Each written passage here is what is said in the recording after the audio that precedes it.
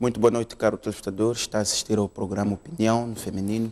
Hoje, quinta-feira, desde já apresentar o meu painel para a discussão de hoje, nomeadamente a Ana Rita Stola, que cumprimento. Muito boa noite. Boa noite. Seja bem-vinda ao programa de hoje. Obrigada. Muito bem, cumprimento também a Fátima Mimbeiro. Boa noite, Fátima. Seja bem-vinda ao programa de hoje. Muito obrigada, boa noite. Hoje também contamos com a presença de Maria Paula Vera Cruz, ativista social. Muito boa noite. Seja bem-vinda ao programa de hoje. Muito obrigada.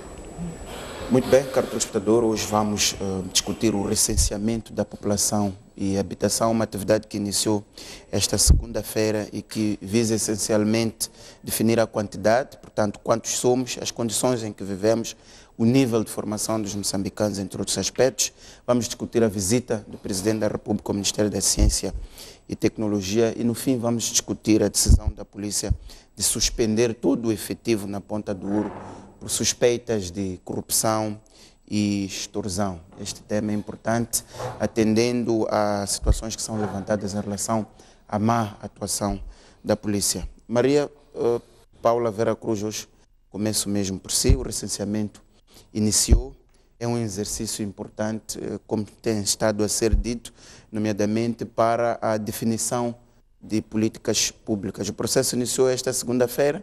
Há pequenas bolsas de manifestação, digamos assim, em Maputo e também no norte do país, a reivindicar melhores condições de trabalho. O INE já veio dizer que, independentemente disso, isto não vai paralisar, nem vai prejudicar o censo que vai do dia 1 a dia 15 de agosto. Qual é a sua opinião, mas, sobretudo, o seu apelo para que os moçambicanos possam participar ativamente neste processo? Bem, primeiro cumprimentar os telespectadores e dizer que falar desta questão é mesmo falar de patriotismo também, né?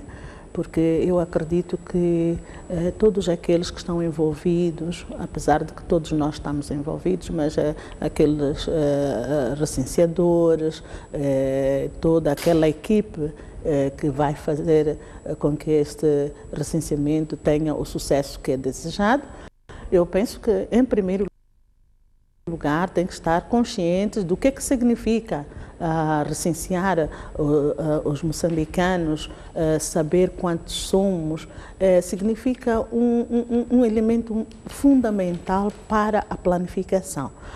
Falamos do combate à pobreza, falamos das doenças, falamos de muitos outros aspectos que deste processo dependem. Então, eu acho que é só olharmos para uma família, não é? E que esta família tem que estar consciente do seu número para que realmente possamos saber que papel cada um destes membros da família devem desempenhar. Então, eu acho que o meu apelo vai para todos nós, para os recenseadores, mas também para nós como cidadãos percebermos que é um desafio, não é? O próprio processo, porque estamos num clima muitas vezes de desconfiança e podem haver oportunistas, então a vigilância, a unidade e o trabalho devem ser os maiores instrumentos. Muito bem. Fátima Mimbeiro, qual é o seu apelo? E já recenseou, se calhar, começar a fazer essa pergunta. Bom, muito obrigada, boa noite aos senhores telespectadores. Ainda não estamos recenseados porque a brigada ainda não passou. Exato.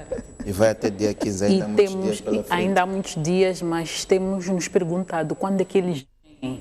Então, acho que este é um aspecto que também poderia ser melhor planificado, no sentido de, se nós temos estruturas ao nível dos nossos bairros, essas estruturas não podem servir só para fazer campanhas político-partidárias, para controlar as pessoas politicamente, mas podem também servir para estes momentos.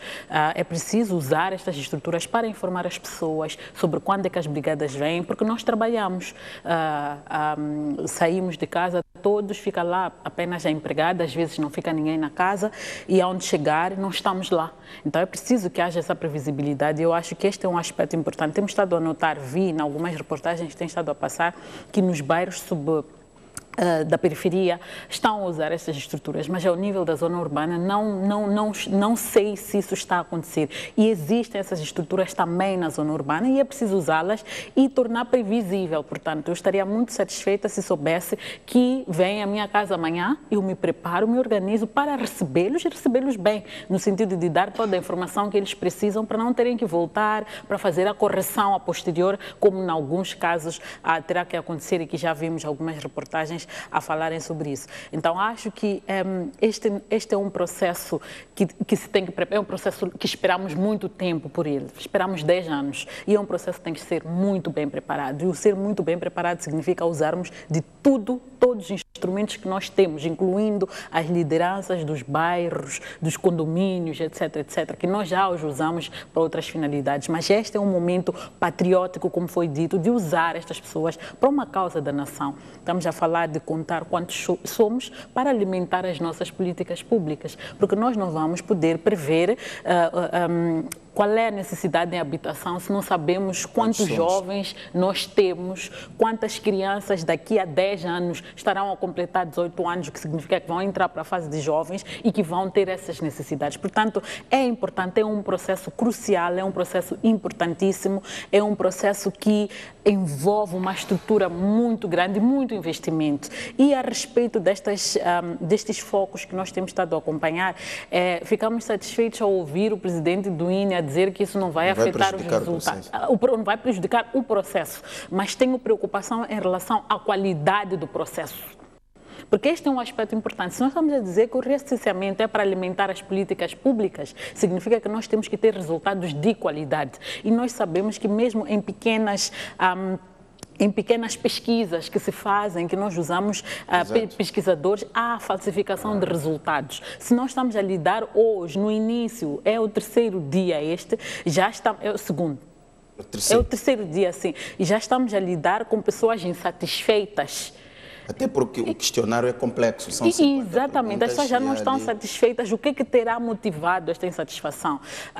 Eu não quero acreditar que seja falta de comunicação ou uma comunicação deficiente, porque o presidente explicou que o pagamento vai ser faseado, numa primeira fase são 30%, depois, no final.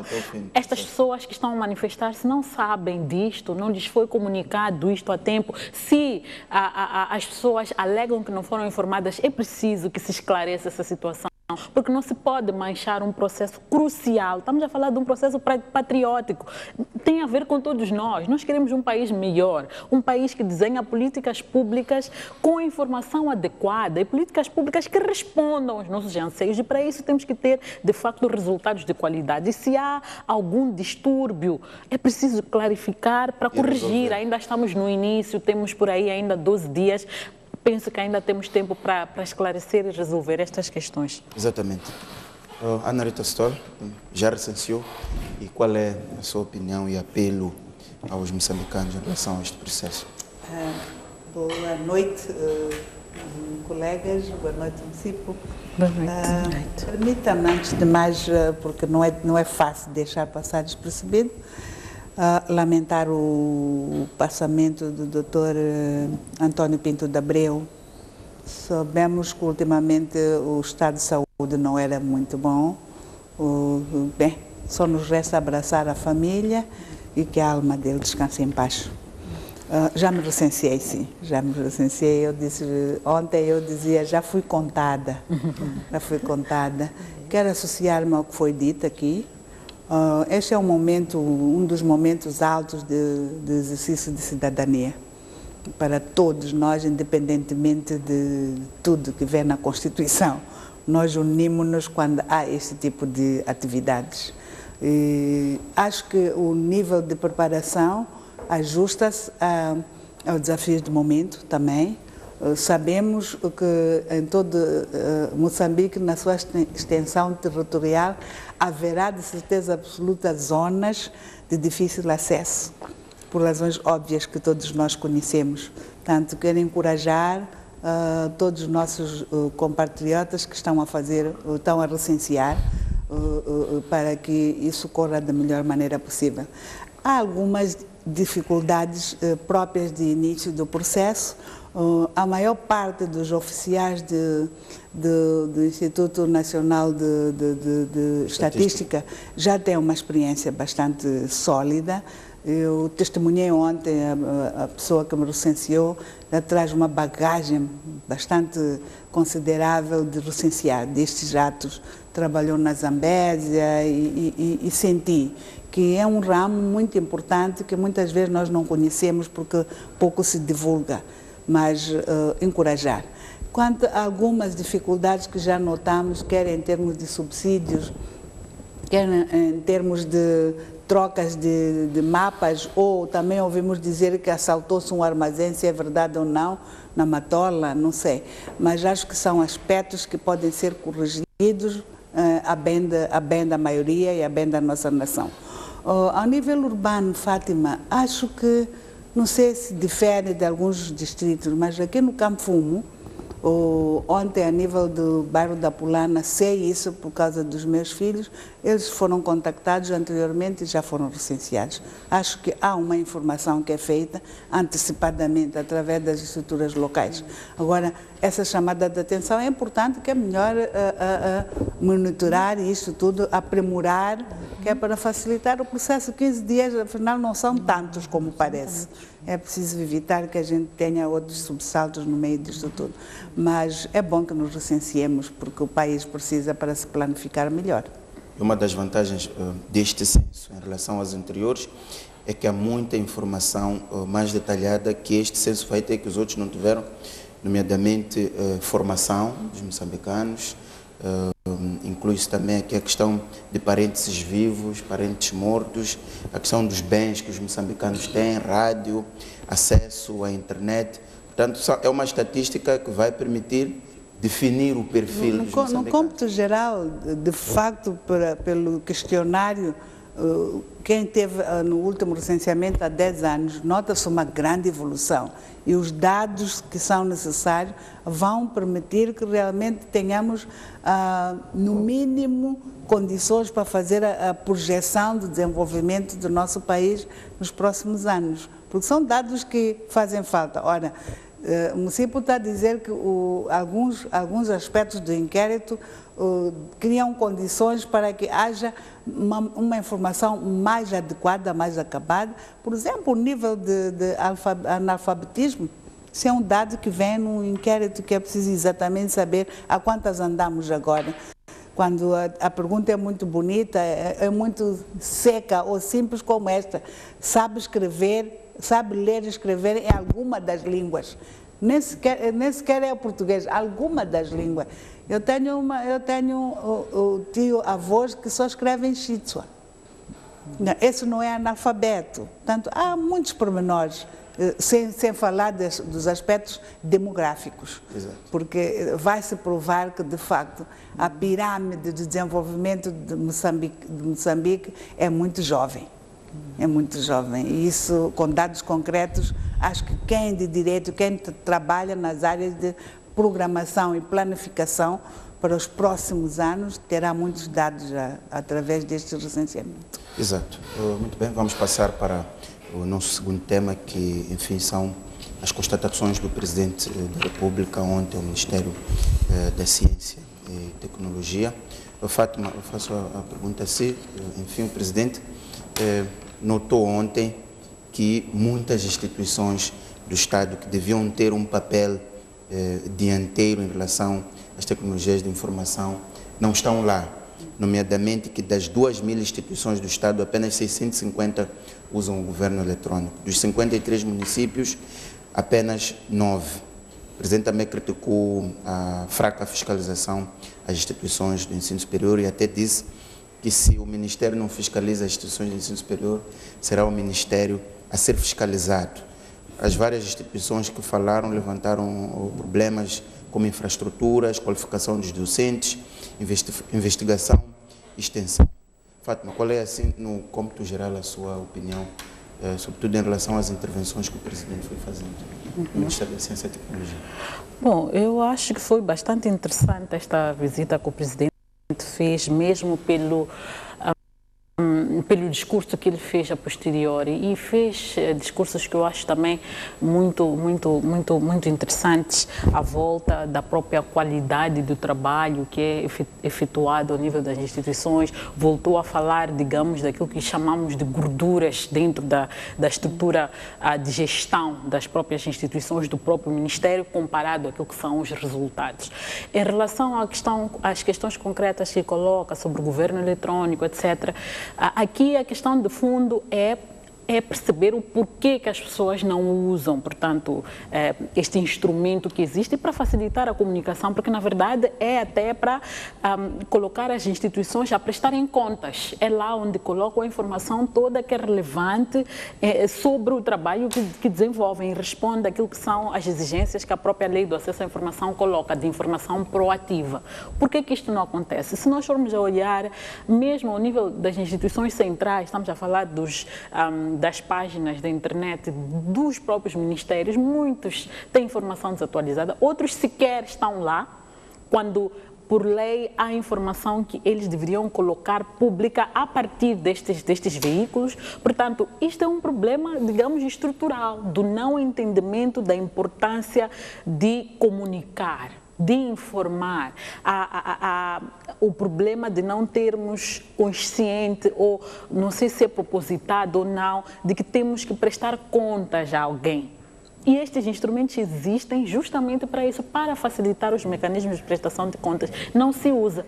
E é preciso questionar por que não se usa. Talvez, naquilo que é a avaliação dos próprios ministérios, é preciso que se olhe para esta questão de como é que está a funcionalidade. A página web funciona adequadamente. Estamos a falar de um país que sempre o primeiro-ministro viaja, o presidente viaja, investam no meu país. As pessoas vão à página da internet para buscar informação adicional, não tem lá. Para investir aonde? Que país é esse onde eu não tenho informação mínima necessária sobre o setor do qual eu quero investir? Então, penso que este é um assunto importante, é um assunto sério e revela a importância que se dá à componente informação. Comunicação com o público, e não é... A importância ou a não importância? É a importância que se dá, que é baixa ou nenhuma, é zero. Não tem muita importância nas instituições. E mesmo se for olhar para a própria estrutura das instituições, a componente de comunicação, gabinete de comunicação da própria instituição não existe. Muitas vezes se entende comunicação como comunicados de imprensa, lidar com a imprensa, mas é muito mais do que isso. É como é que eu interajo com o público-alvo, com os cidadãos que pagam impostos para alimentar e esperam resultados do nosso trabalho. Então, é resultado disso. Quando vamos aos municípios, e nós sabemos que a municipalização é, de certa forma, um processo novo na nossa realidade, esta questão de participação, de transparência, de prestação de contas é ainda mais preocupante. Então, penso que é um trabalho muito sério a fazer. O Gabinfo, na qualidade de assessor de imprensa do próprio governo, deve levar a sério esta questão de informar, e sabemos que há agora uma instituição, não me ocorre o nome agora, que vai ser responsável pela implementação da lei do acesso à informação. Tem que ter em conta estes aspectos que foram detectados pelo próprio presidente. Em relação à questão das infraestruturas, a qualidade, etc., tudo isso é resultado daquilo que o presidente disse, quando nós não fazemos a fiscalização. Quando nós trabalhamos sem ter em conta que há alguém que no final há de vir e olhar e sermos sancionados ou penalizados por isso, o resultado é este.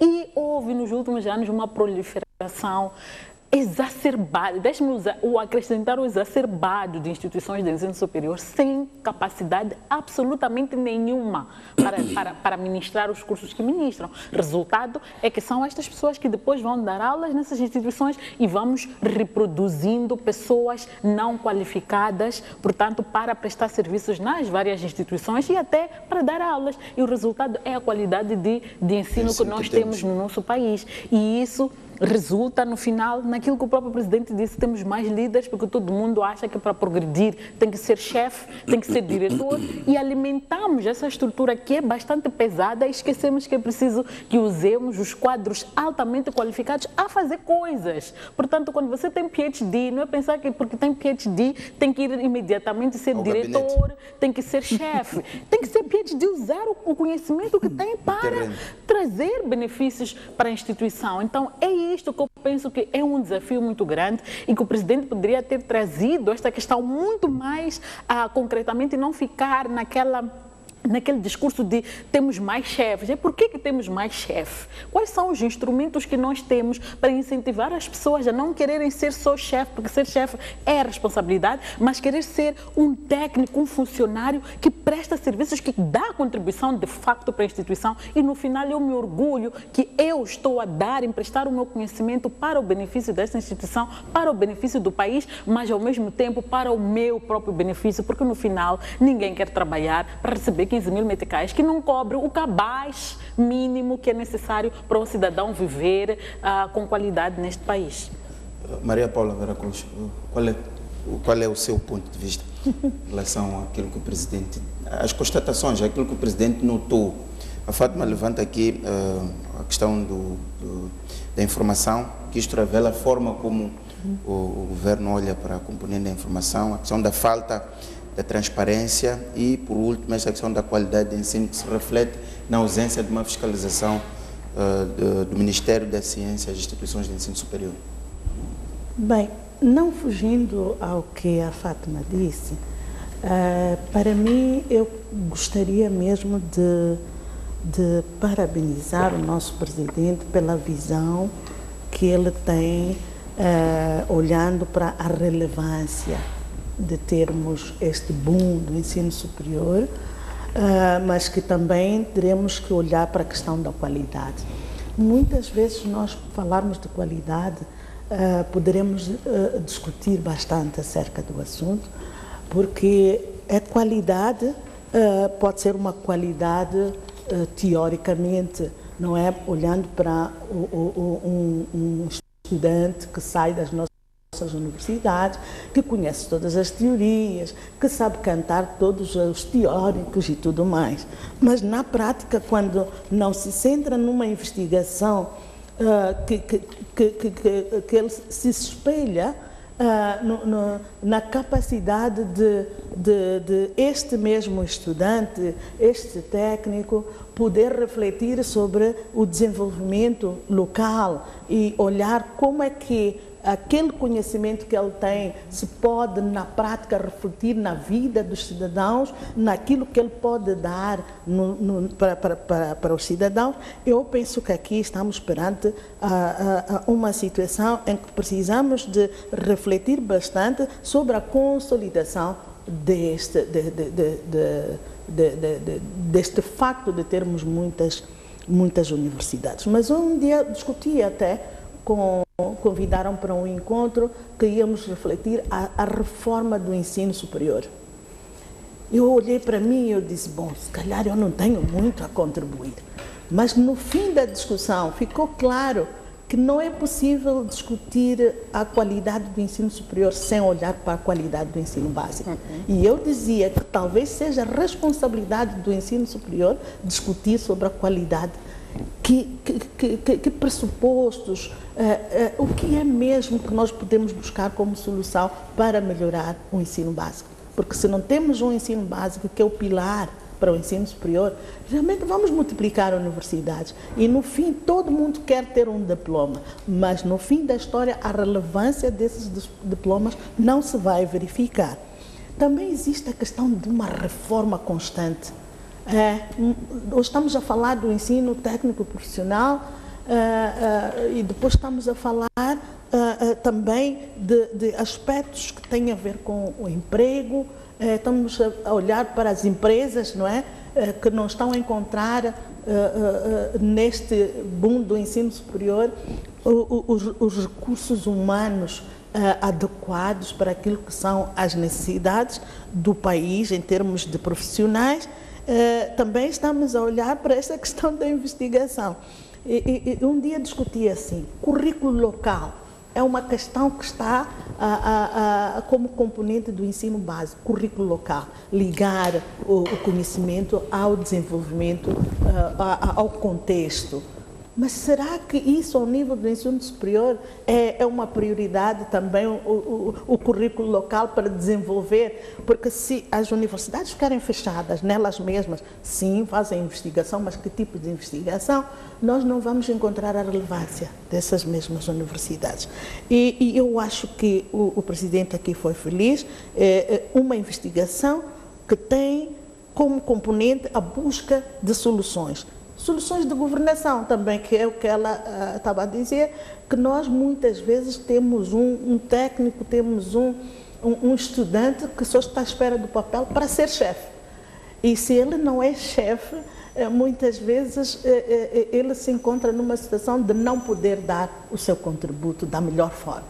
Então, eu acho que é uma visita que tocou na ferida. A Fátima levantava uma questão. Mas, desculpe só, eu não sei se os gestores, aqueles que estão nestas posições, conseguiram apropriar-se e captar, porque eu penso que deveriam ter estas palavras do presidente como instrumentos de trabalho para fazer uma mudança. Tem que mudar os paradigmas realmente, buscarmos sim conhecimento, mas usá-lo para o nosso desenvolvimento. A questão que a Fátima levantava em relação à fiscalização, porque estas instituições de ensino superior, de que nos queixamos de falta de qualidade, o seu funcionamento é aprovado pelo governo, que deve ter uma equipe de fiscalização, que recebe os documentos, vai ao local, vê se estas instituições têm as condições necessárias para o funcionamento ou não. Há aqui também um problema do lado de quem toma a decisão para que estas instituições realmente, porque não precisaríamos de ver o presidente a tocar em questões que devem ser uma cultura a fiscalizar. Mas nós estamos num contexto em que a corrupção é um modus vivendi. É um modus vivendi. Muitas vezes as instituições não se assustam nem se preocupam de que virá alguém para fiscalizá-los. Mas realmente, se nós, como disse o presidente, se não fiscaliza, vai ser fiscalizado. Eu vou dar um exemplo muito concreto que na minha área nós temos estado a verificar. Nós temos trabalhadores de algumas empresas que ele próprio, como trabalhador, assina 2 folhas de salário. Uma que é para se apresentar ao inspetor, quando vai lá. E ele consegue assinar aquele que é o valor que devia ter, que é o salário mínimo. Mas tem uma outra folha que ele assina, que é o valor real que ele recebe. Então, é só ver que mesmo quando é o próprio lesado, ele aceita assinar uma folha que diz que recebe um salário que não recebe, que é para apresentar a quem? Então, ele está dentro também do processo de corrupção. Então, nós estamos doentes em relação a esta questão de fiscalização. Ana Rita, estamos doentes em relação a esta questão da fiscalização, como diz a Maria Paula Vera Cruz, mas também queria ouvir a sua opinião, assim, no cômputo geral, em relação àquilo que foram as constatações do Ministério da Ciência e Tecnologia. Elas acabam de confirmar que estas visitas presidenciais não substituem a ação dos titulares nem dos gestores das instituições da administração pública ou suas dependentes. Portanto, eu acho que na qualidade de Presidente da República, traz sempre um novo alento àquele staff do setor que é visitado. Que há muitos naquela cadeia de responsabilidade do Ministério que nem sequer participaram num conselho consultivo. E tem sido dito que são conselhos consultivos alargados. Eu acho que há ministros que nem conhecem todos os quadros que ocupam alguma responsabilidade no respectivo Ministério. E estas visitas do Presidente da República estão a trazer este aspecto fundamental e por isso mesmo concordo quando se diz que há problemas sérios de fiscalização, tanto de forma vertical, que é, neste caso, por exemplo, do ministro até o chefe de repartição, como horizontal, que é nas diferentes áreas de responsabilidade de cada direção nacional, de cada empresa pública, etc, etc. Eu acho que estas visitas são muito importantes e imprimem um dinamismo completamente diferente do que estávamos habituados nos anos anteriores. Tanto concordo quando se diz que vale a pena, sempre que é possível, e sempre que haja tempo. Sabemos que as agendas do Presidente da República também não são tão fáceis, mas ao menos consegue dar uma nova visão de direção aos ministérios. A resistência em mudar é interessante. Quando o ministro ontem falava do governo, não é? E dizia que ali não se usa papel.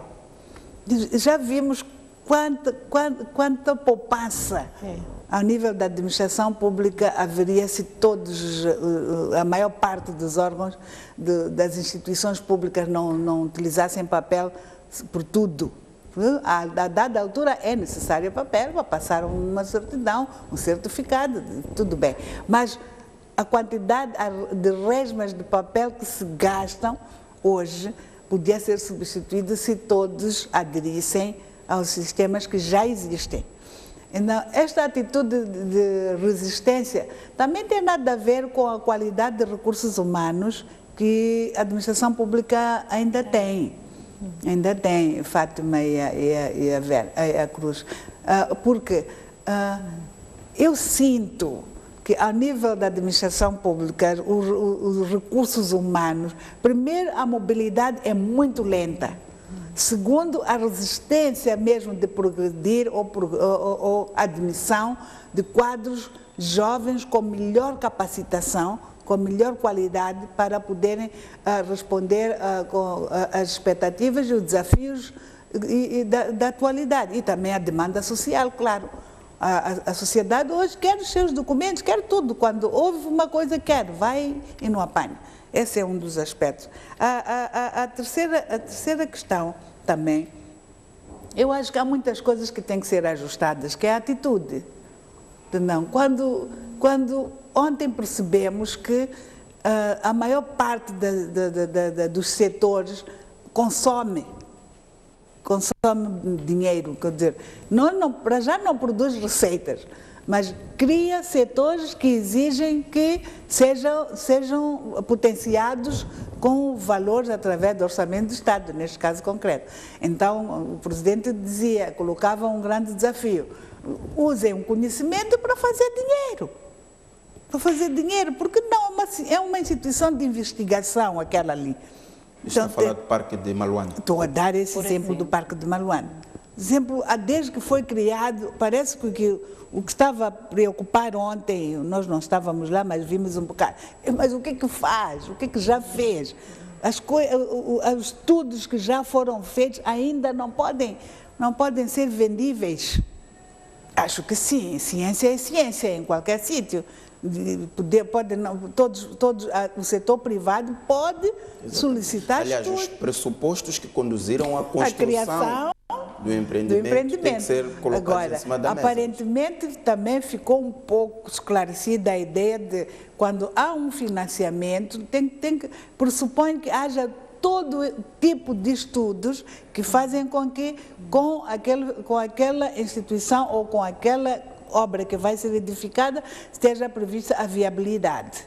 Portanto, se o acesso é complicado, não há espaço para os técnicos poderem se alojar, uma instituição daquela pode ter internship, como dizem em inglês, virem cientistas de outros países para virem discutir um certo tema e não ter sítio de alojamento ali naquele local.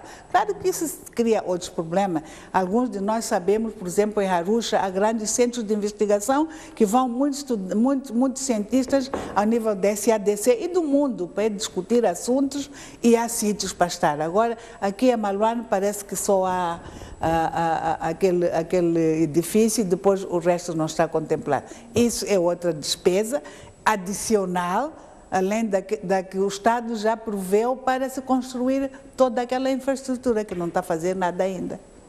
Muito bem, vamos agora observar um breve intervalo, voltamos para desenvolver os comentários em relação a esta visita do Presidente da República ao Ministério da Ciência e depois vamos olhar para a decisão que a polícia tomou esta semana em relação à má atuação dos seus agentes na Ponta Douro.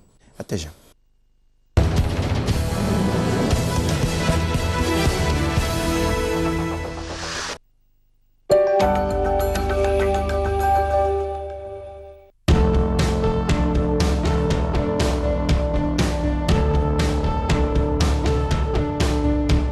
De segunda a sexta-feira, das 6 às 10, você acompanha Notícias Frescas. As primeiras notícias do dia são aqui no Telediário.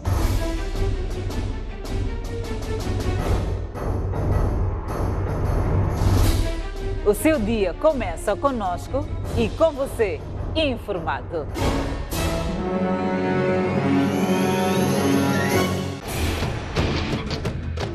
Da queda de Dilma Rousseff na presidência do Brasil, à tomada de posse de Donald Trump e o efeito global. Até a crise no Médio Oriente, o Brexit e o estremecer da Europa. A política, a sociedade e a economia africana. Estes e mais assuntos são analisados aqui na STV Notícias.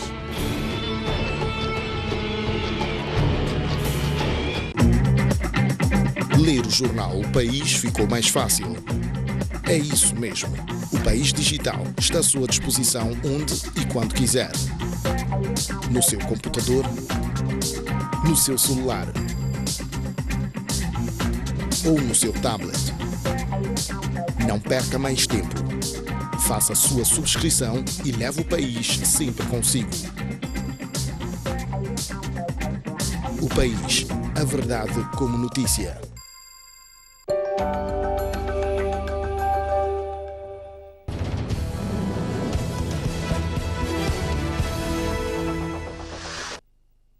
Muito bem, voltamos para a segunda parte do programa Opinião do Feminino. Fátima, discutimos a visita do Presidente ao Ministério da Ciência. A Ana Rita levantava questões ligadas à atitude e uma das questões que foi vincada nessa visita é a construção do Parque de Maluana.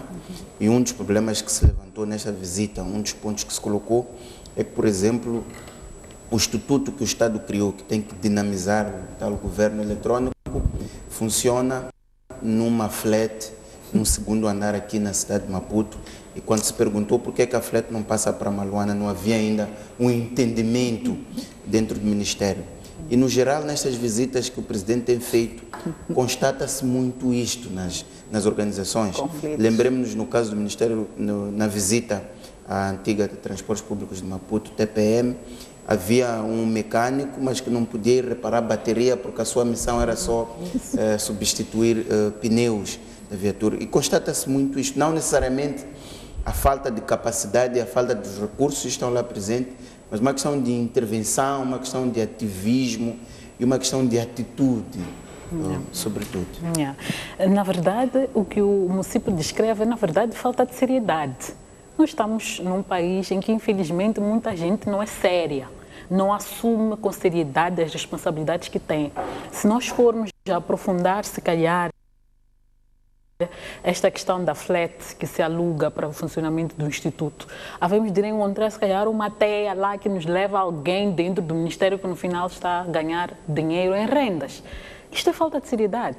As pessoas não assumiram ainda que as instituições são nossas, que o dinheiro que alimenta é nosso dinheiro, que quando a gente encarece os custos, a gente está a tirar a oportunidade de investir em outras coisas que melhorariam as nossas condições. Nós falamos de acidentes de viação e uma das grandes causas que a própria OMS levanta é a questão da qualidade das estradas.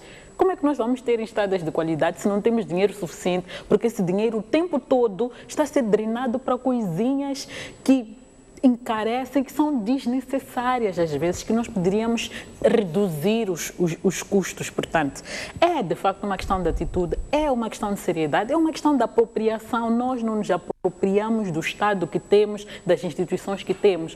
É do tipo, eles é que sabem. Não é meu assunto, é seu assunto sim. Você paga impostos, sofre descontos e não é pouco dinheiro. Tem tem que ser nosso assunto. E começa lá nas instituições onde nós estamos, porque é pão que nós não compramos para dar ao Estado. E nós vamos buscar lá, estamos a tirar da boca dos nossos filhos para pôr no Estado e tiramos do Estado para a nossa própria boca, não dos filhos. Quer dizer, temos que começar a fazer uma reflexão também de como é que nós construímos o nosso Estado. Quando estamos nas instituições, qual é o papel que nós temos que ter? Como é que nós nos comportamos para garantir que o futuro dos nossos filhos, o nosso próprio futuro, seja melhor? Passa por mudar essa atitude. Mas já também uma componente importante. Tudo isto que nós estamos a discutir aqui, da falta de funcionamento ou funcionamento inadequado das instituições, tem a ver com a própria estrutura do nosso Estado, do nosso próprio sistema. Nós não valorizamos o saber em Moçambique. Como é que nós vamos ter funcionários de qualidade se nós queremos justamente aquele funcionário de baixa qualificação, aquele funcionário que vai ser subserviente para facilitar, abrir todas as portas para o fazer e desfazer? Começa aqui. E eu penso que o senhor presidente aqui já tem evidências mais do que suficientes por todas as instituições por onde ele passou, que o grande problema é este: nós não valorizamos o conhecimento. Instituições como o Ministério da Ciência e Tecnologia, esses institutos todos que produzem conhecimento, e até as universidades, temos a Universidade Eduardo Mondlane, que existe há 40 anos, que formou quadros, os melhores quadros que este país tem.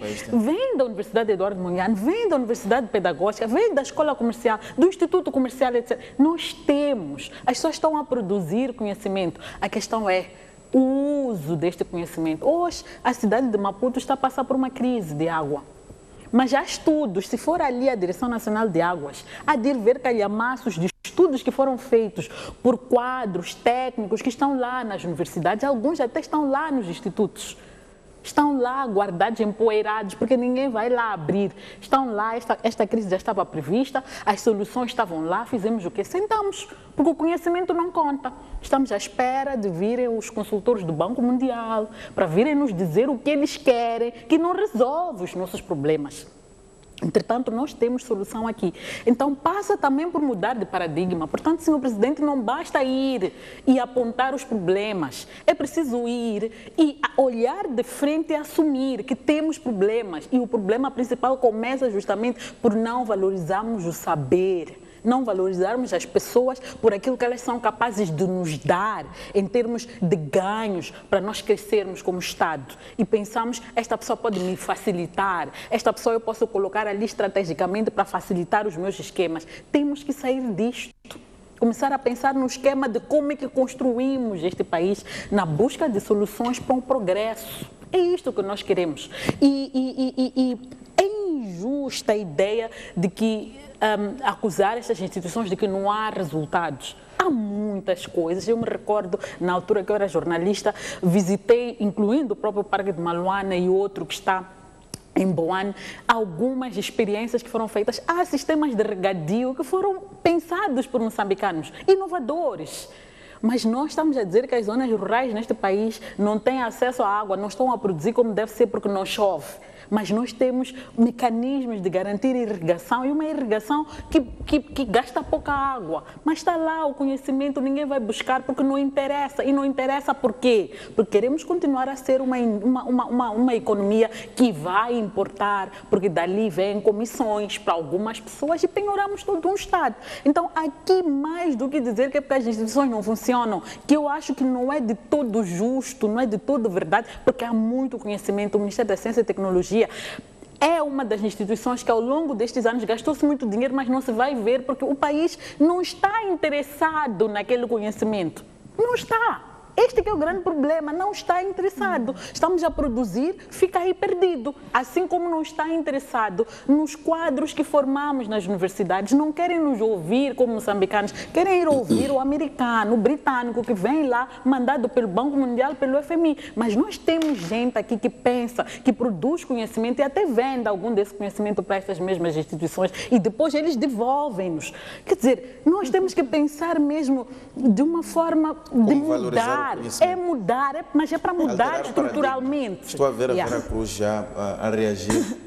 Concorda com a Fátima? Não há uma valorização do conhecimento científico que é produzido no país. De tal forma que realmente eu me lembro muito bem, o Banco Mundial veio cá e fez uma pesquisa sobre os professores, sobre os alunos, que os professores não sabem ler e escrever neste país, e os alunos também.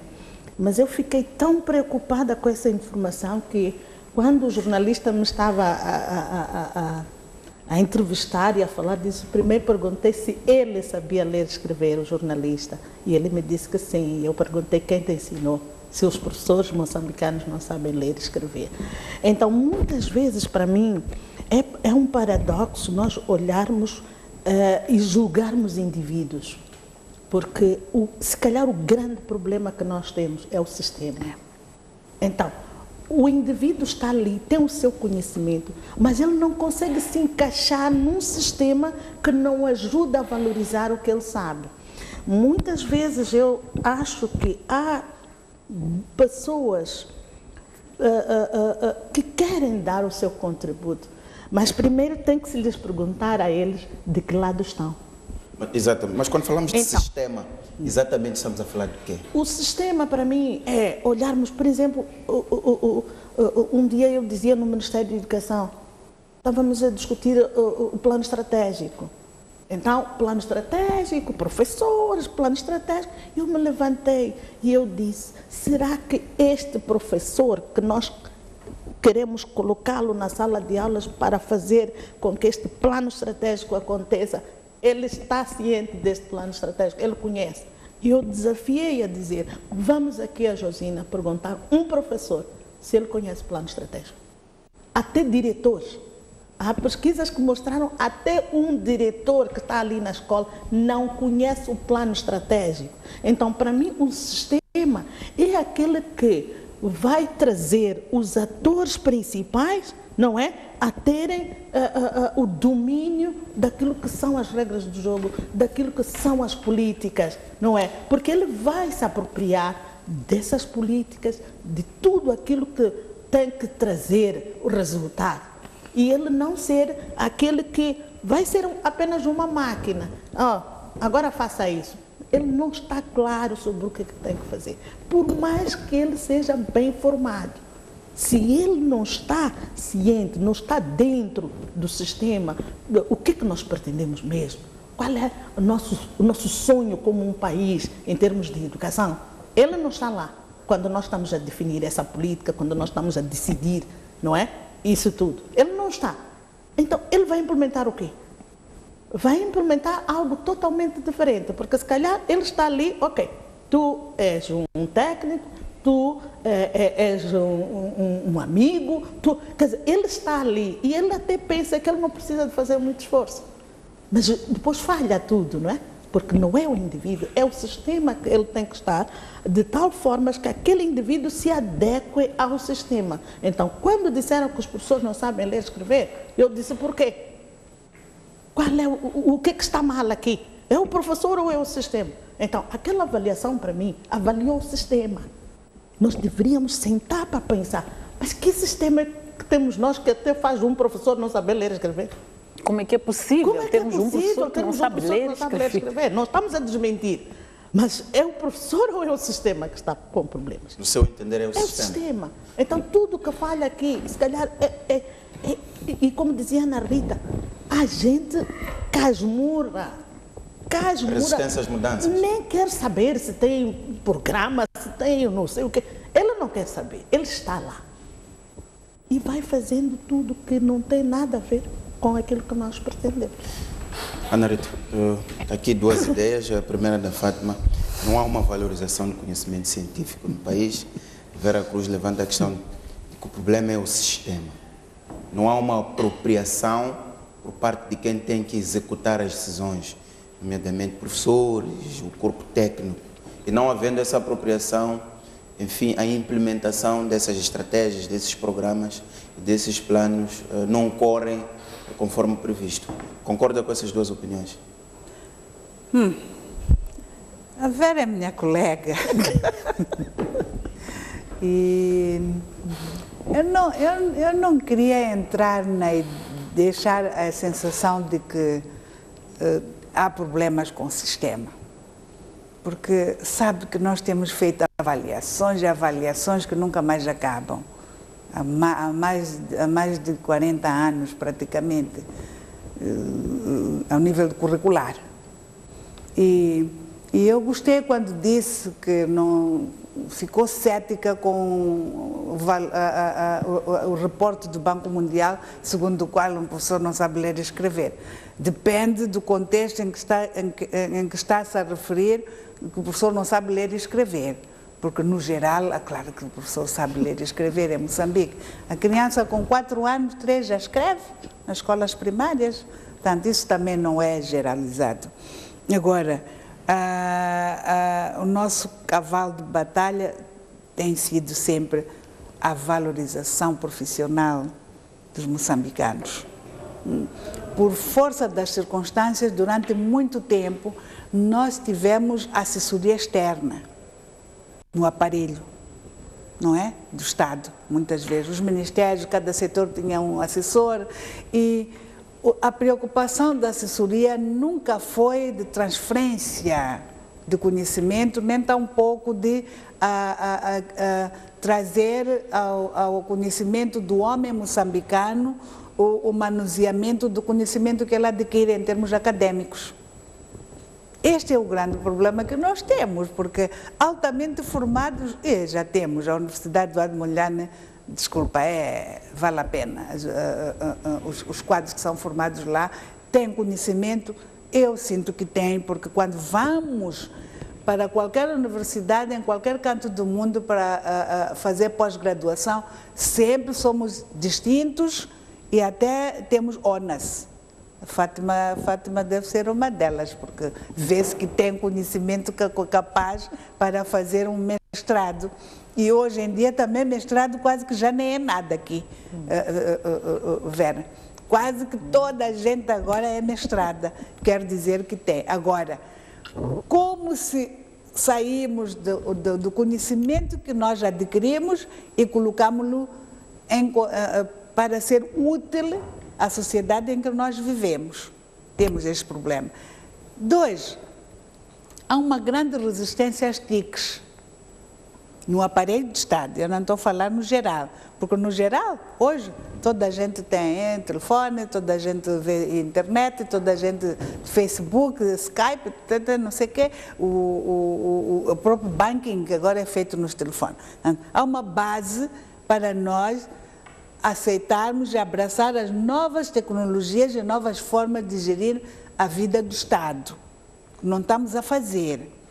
Agora, também não critiquemos só isso. Há os aspectos de o que o Estado, como é que o Estado está organizado para abraçar os novos desafios.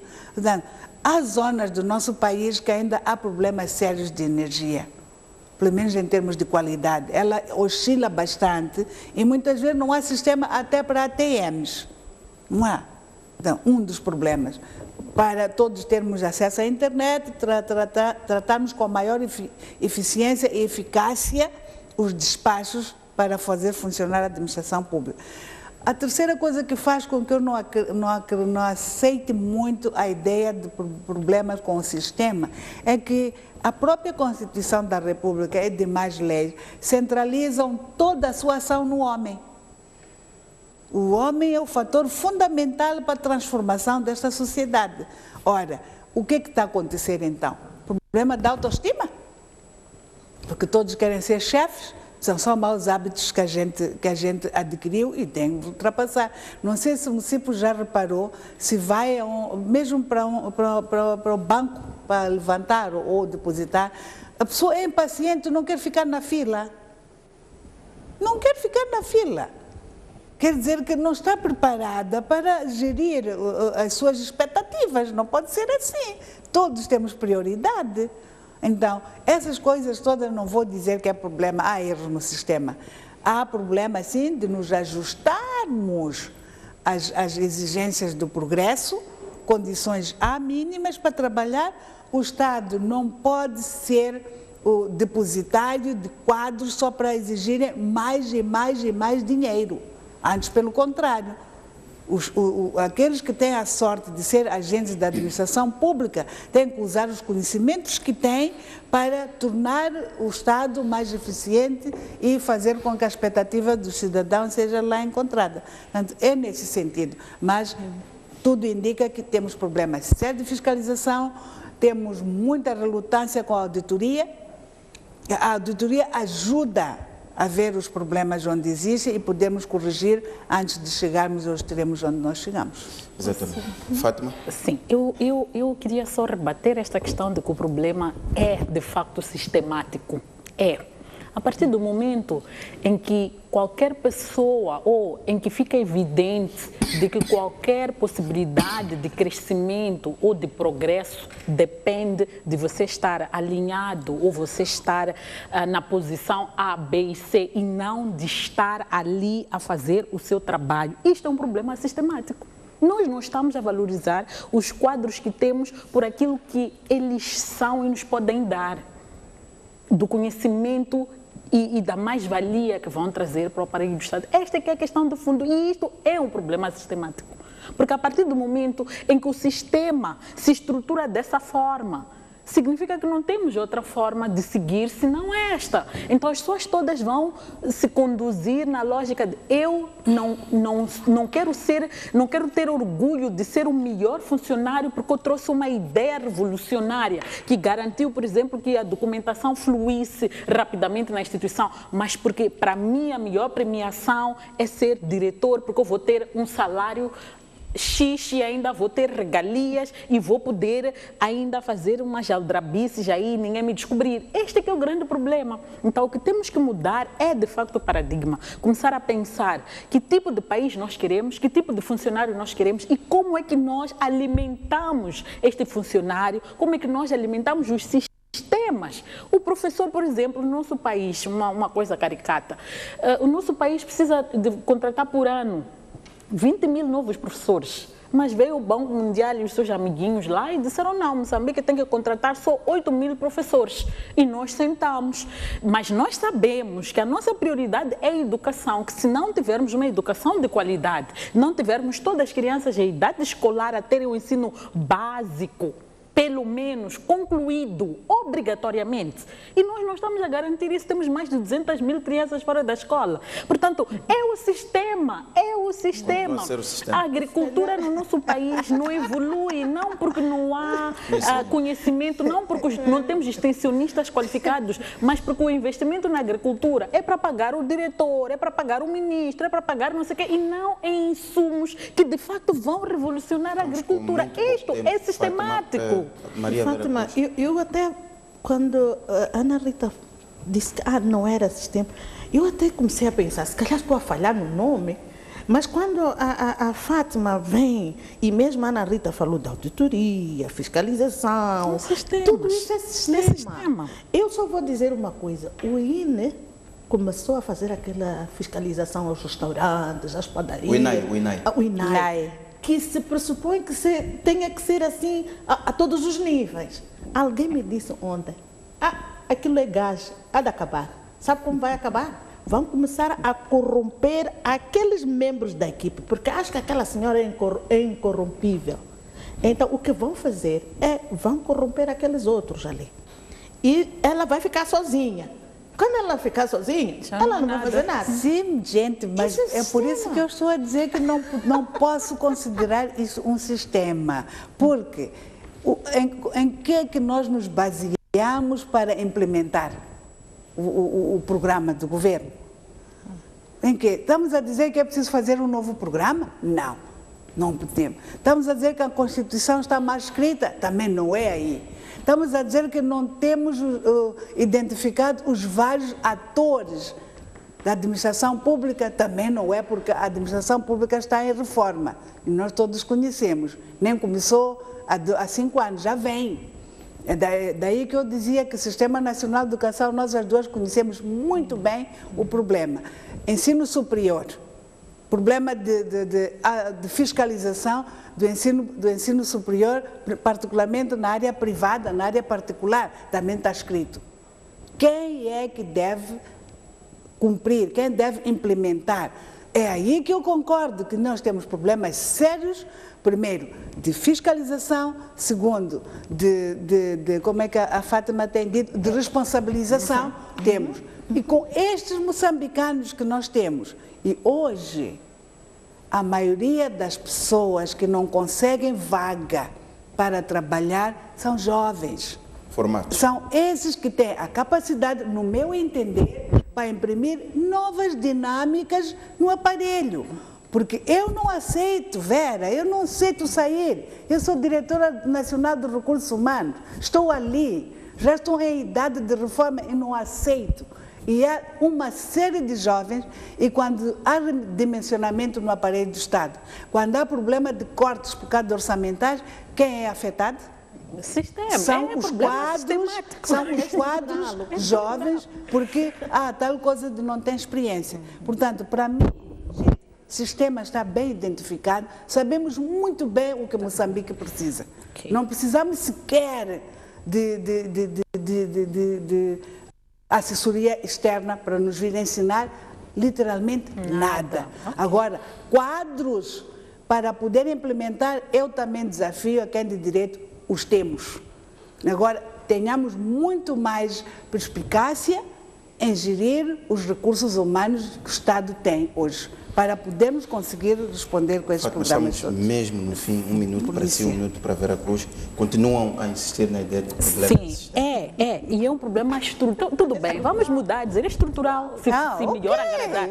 O ponto é o seguinte, se nós temos a proliferação das universidades privadas de baixa qualidade, por que as temos?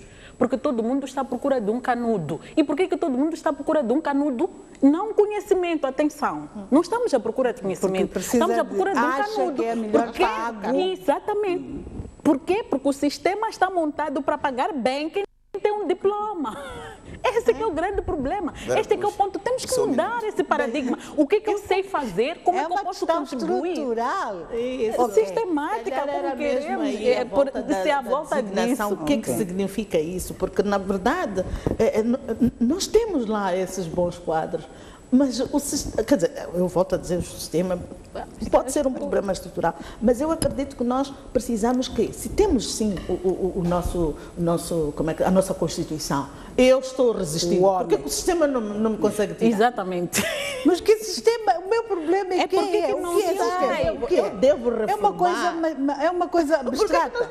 Mas vamos passar toda a vida a mudar. A sistema. A mudar o mas sistema. Mas é melhorar. Quem são essas pessoas que estão ali, ficam 40 anos, 45, não querem sair e ninguém lhes tira? Então tenho razão. É olhar para o homem e dizer que o homem eu preciso para implementar as políticas de acordo com os desafios que eu tenho hoje. E eu aí acho que ainda estamos abaixo de 50%. Muito bem, e desta forma terminamos mesmo o programa. Ainda havia muito por se discutir, mas temos mesmo que terminar por aqui. Agradecer a vossa presença, Maria Paula Vera Cruz, muito obrigado pela sua presença. Fátima Membiri e Ana Rita Stoll também, comentadoras residentes, muito obrigado pela vossa presença. E assim, caro telespectador que nos acompanhou, temos mais debate na próxima quinta-feira.